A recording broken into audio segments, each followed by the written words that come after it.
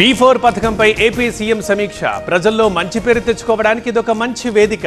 అమల్లో బాపట్ల టాప్ లో ఉందన్న చంద్రబాబు. ఏపీలోనే సినిమా గోయర్స్ ఎక్కువ, ఆదాయమంతా తెలంగాణకు వెళ్తోంది. విశాఖలో పరిశ్రమ అభివృద్ధి జరగాలన్న కందుల దుర్గేష్. జిందాల్ భూముల వివాదంపై మంత్రి క్లారిటీ. ఎంఎస్ఎంఈ పార్క్ పై ఎలాంటి చర్చ లేదు.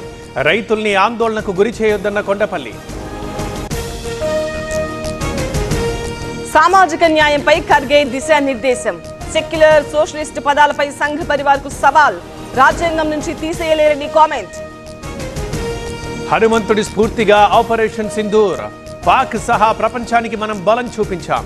రక్షణ మంత్రి రాజ్నాథ్ సింగ్ ప్రకటన. యశోద ఆసుపత్రిలో కేసీఆర్ కు చికిత్స. అధినేతను పరామర్శించిన పార్టీ నేతలు. ప్రజా సమస్యలపై చర్చించిన బీఆర్ఎస్ అధినేత.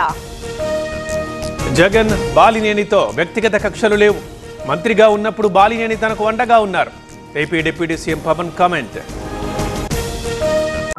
ఈ happy fathers to be day సందర్భంగా తండ్రి అయ్యే దిశగా అడుగులు వేయండి. Oasis fertility in the good hands of science.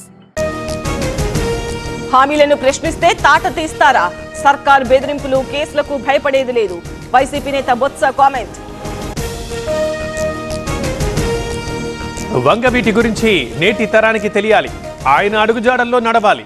మలికిపురంలో Ranga విగ్రహాన్ని ఆవిష్కరించిన రాధ. విద్యార్థులకు బండి సంజయ్ బర్త్డే కానుక. ఈ నెల 11న 20,000 సైకిళ్ల పంపిణీ. కరీంనగర్ పార్లమెంటు పరిధిలో అందజేత. మెదక్ మెడికల్ కాలేజ్ ఏర్పాటు ఘనత తమదే. పాత పనులకే కాంగ్రెస్ ప్రభుత్వం కొబ్బరికాయలు కొడుతోంది. మాజీ ఎమ్మెల్యే పద్మా దేవేందర్ రెడ్డి కామెంట్.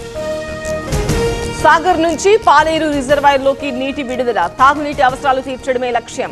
ఎడమ కాలువ ద్వారా టీఎంసీ నీరు పంపిణీ. ఉచిత స్పర్శ దర్శనానికి అనూహ్య స్పందన. భక్తుల సౌకర్యం కోసమే ఆన్లైన్ టోకెన్లు. శ్రీశైలం టెంపుల్ ఈవో ప్రకటన. నేషనల్ మెడికల్ కమిషన్ లో భారీ స్కామ్. కాలేజీల్లో తనిఖీల్ని లీక్ చేసినందుకు ముడుపులు. స్కామ్ లో ఏపీ, తెలంగాణకు చెందిన డాక్టర్లు. బీహార్లో కాంగ్రెస్ వివాదాస్పద ప్రచారం. 5 లక్షల మంది మహిళలకు శానిటరీ ప్యాడ్ల పంపకం. కాంగ్రెస్ పై ఎన్డీఏ కూటమి నేతల ఆగ్రహం.